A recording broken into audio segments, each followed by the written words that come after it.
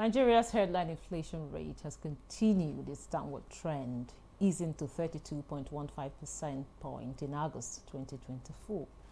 This represents a decrease of 1.25% points from the July 2024 headline inflation rate of 33.40%. The decline indicates a slowdown in the general price level of goods and services in the economy. Despite the decrease, the National Bureau of Statistics reports that food inflation rose to 37.52% in August 2024, driven by increases in price of essential items like bread, maize, grains, and palm oil. On a year-on-year basis, the headline inflation rate was 6.35% points higher than the 25.80% recorded in August 2023. The urban and rural inflation rates stood at 34.58% and 29.95% respectively. The NBS data suggests that while progress has been made, the inflationary pressures persist and careful monitoring is necessary to sustain the downward trend. This is Nigeria Today, and I am Ikaria Clinton. Thanks for joining us.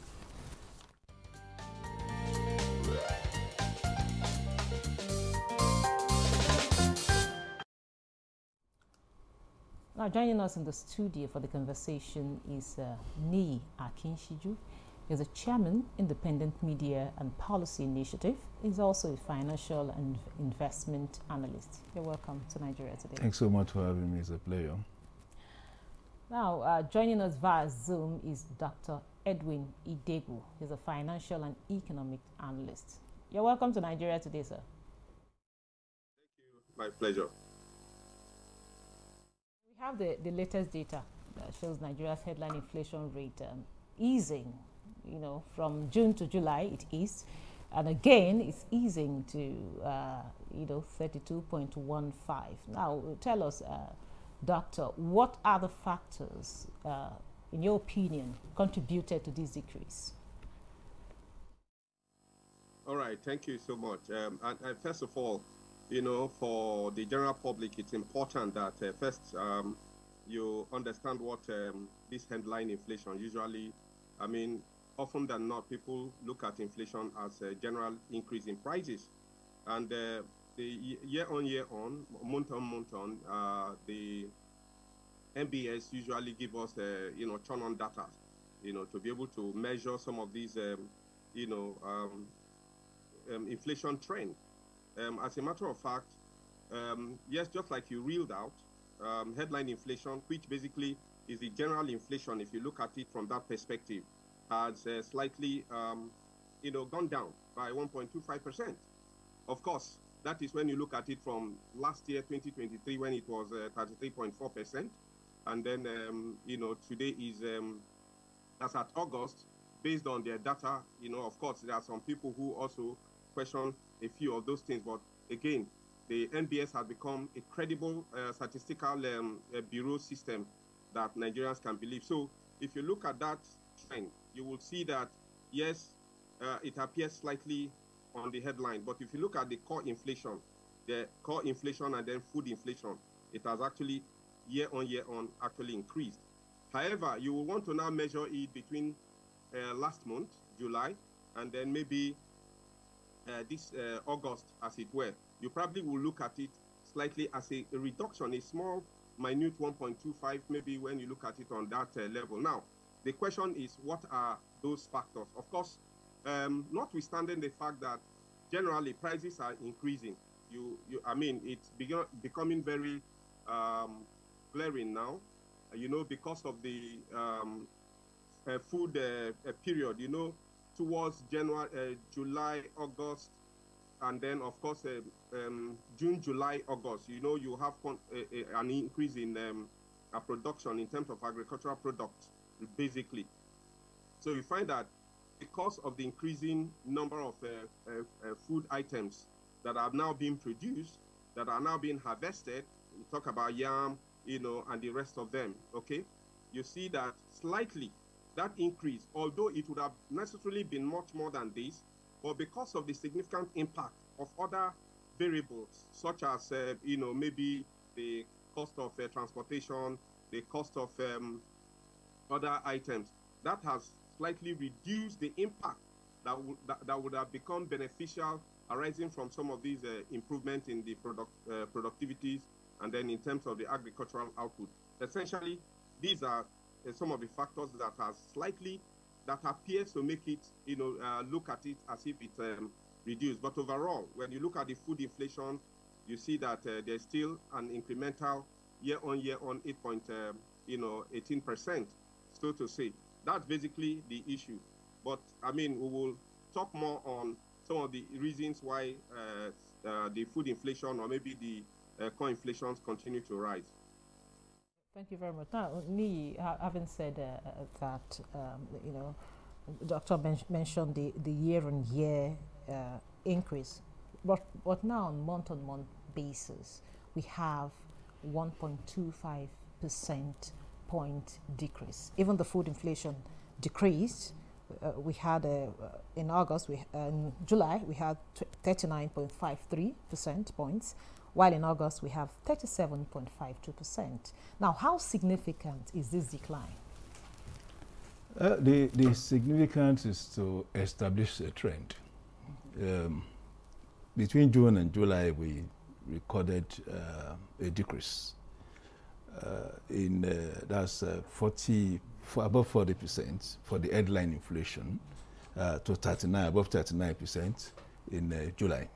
Now we are seeing above 37% in August. Now, we can't be too assertive about the character of the reduction, but we can say that tentatively there is a declining trend in the cost of living. That's how we can capture it. And indeed, it will also suggest that perhaps some of the policies of government, and the CBN especially, who are directly responsible for monetary authority, or monetary responsibilities, the results are coming in. So, one, we are seeing a major headache being addressed: food inflation. Persistent food inflation had been the major cause or the major driver of Nigeria's headline inflation, because it is actually the bulk, of percentage consideration in the inflation universe, or the basket, or the inflation baskets, as it were. So, in July, we saw a reduction to 39%, just as you said now.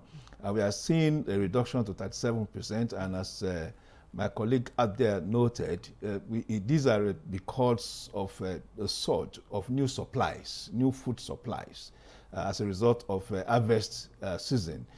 Anytime there's harvest season, you experience this kind of impact, because, of course, price is usually determined as the intersection between demand and supply. So where demand increases, especially during harvest period, you expect price to fall. And we hope that this will not be reversed, because we are experiencing again the uncertainty that may arrive from flooding, for instance. What we experience in Borno of recent, it should give concern, to economic or inflation followers, as inflation figures followers, because Borno is supposed to be one of the food baskets, of the country. And I also am aware that flooding had also impacted a number of food basket states. So this may be a border, but essentially looking at the data we are looking at now, we are seeing a trend, or the beginning of a trend. If this trend continues into September figure, then we can certainly say that for various reasons, there is a reduction in cost of living and, of course, decline in inflation figures. Now, back to you, Doc. You earlier mentioned some factors, and you also said that looking at the everyday, maybe food prices, of course, we cannot categorically say that this decline in inflation categorically means decrease in prices of goods and services and all of that, but the level at which they decrease, But now tell us, how will this decline affect the average Nigerian? Because at the end of the day, these are the people we're talking about. How will it affect the ordinary Nigerian on the street? Well, the reality, you know, I mean, in terms of the impact on the average Nigerian, when you look at these relative, you know, reduction as we may see it, the reality, sincerely, is that the slight movement downward south is not so significant as to begin to look at, just like my colleague there said, you know, that you need to look at it if we have maybe the next consecutive decline, we can begin to say yes, there is likelihood to be a reduction, of course, in terms of increasing their purchasing power, because essentially when inflation reduces, your purchasing power increases. However, you know, using the year on, or perhaps even this month on reduction, as it is, like my colleague others said, we will need to see what happens in you know, the September figure to begin to say, you know, the impact is actually going to be positive. But I mean, not being pessimistic, it appears, it looks up north. That means there's likelihood that there are positive changes that might likely, you know, given some of the policy directions that may actually improve the downward trend of the inflation itself. So when you look at it, the impact on the people definitely is going to be, like I said, you know, on the average, improvement in their purchasing power and the ability to be able to. But essentially, that in itself may, like I said, why the food production has, which, if you look at it from that basis, in terms of production, like he said, you know, demand and supply, the supply has increased by June, July, August, right? But the impact of the improvement in the supply system has actually not impacted so much to reduce the core inflation, to reduce the headline inflation to the extent that it begins to be significant. Why am I saying this? There are other factors, right? Like the cost of transportation that actually also eats deep because of our transportation system. You know, our system is still, you know, let me use the word, we are still based on road system. Assuming we are now having this rail system from the north down to the south that will improve those production. That's only when we probably can be looking at it on a steady level. But essentially, we are just, I can say that we'll just look out for maybe September to begin to see how this will impact. Because surprisingly, I was in the market. I mean, my wife had been complaining of a lot of things, and so I said, okay, let's get to the market. And I was still shocked with the level of core, especially when you look at food inflation areas and all of that. But somehow, not all of the products have significantly increased. So, but there have been some, how do I say, slight improvement in that. And then, of course, that will give people the opportunity to say maybe buy more and then, you know, see how they can improve on their living conditions. You know, so basically how I'll look at it from that perspective.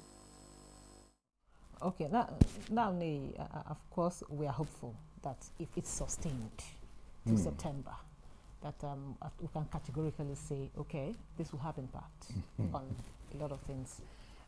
Now, talk to us about what the central bank, how their policies and interventions have actually, you know, worked the magic really of this decline.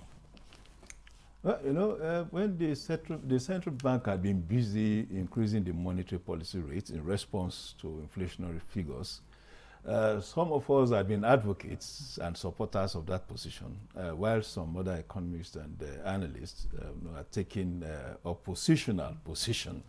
But again, traditionally and orthodox-wise, we believe that when the central bank increases monetary policy rate, for instance, it's in response to obvious overflow of liquidity in the system.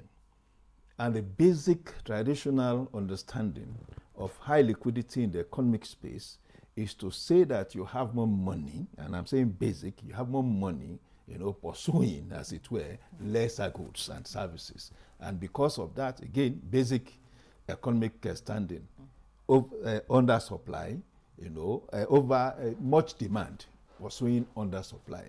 And that would, of course, increase pricing. So when the CBN determined that, no, there's so much money, by its own data understanding of the space, it starts increasing. And we have seen the CBN under Cardoso increase from 18.5%, the MPR, to 26.7%, and of course that has compounded impacts on the economy, as it were. It is on the face of it negative, because it actually increases pricing, starting from the businessman who needs credits to invest in his business, to expand his business and all that. The credit access becomes costlier. That is the cost of loan. Let us bring it to the basic. The cost of loan becomes higher. So whereupon, if the monetary policy rate had been 15%, plus 5 and all that, whereupon it could have secured a loan for 20%, for instance. Now the average loan, the average cost of loan over the last few months had been 35%, and that of course is ploughed into the pricing template for the eventual buyers, purchaser or the user of the service. So what's the good about this trend we are saying now is that the CBN may not, in fact will not increase the benchmark monetary policy rates. So that is a positive. That is what you foresee. Yes, I can say that when it meets, when the monetary policy committee meets in their next meeting, the fear of a possible increase in the MPR is allayed, because they are also looking at this trend, as okay, this is the first indication. Now, will it be counterproductive if they further increase it? It will be counterproductive, because monetary policy rates are increased, are hiked, spiked in response to increase in inflation trend. It is a contrarian relationship. So when the inflation rate moves down, monetary policy rate, of course, also move down. So and when monetary policy rate increases, the fear amongst industry players, especially, is that cost of accessing credit increases, and of course that means that the cost of doing business has also increased. So to a large extent, I see that being in abeyance now. Don't also forget that householders, people, the breadwinners who run household, also secure credits too. And if benchmark rates are increased, it also reflects on that credit too, and of course add to cost of living. So I see more or less the CBN leaving all monetary indication as it is for now, to further, oversight and monitor what is happening in the environment. Now, Doc, having heard what Nee said, now, what should the government and economic stakeholders do to sustain or further improve this decline? Okay, so if you look at just like what he says, right? CBN, of course, they have the plethora of responsibility to hold on the monetary side, even though we've seen in the past where CBN also tried to, overshoot the responsibility into fiscal policy. Now, for government, for them to maintain, the trajectory, there's need for government to reduce their government spending, particularly on reducing spendings on issues relating to other unnecessary expenditures, and begin to look at how they can improve on the productivity end, right? So if you are going to have price stability, there is need for us to focus on inflation targeting, right? To be able to maintain a stable price level.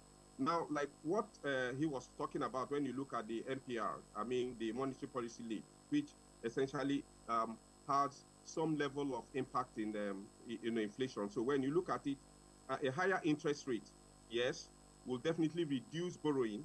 And then when you were asking, won't it have a concomitant effect or maybe a negative effect? Of course, higher interest rates definitely means reducing borrowing and, of course, your spending, decreasing ultimately the money supply in the system. And then, of course, it will also, on its own, somehow, that's a kind of backlash, really, increasing unemployment and then all of that.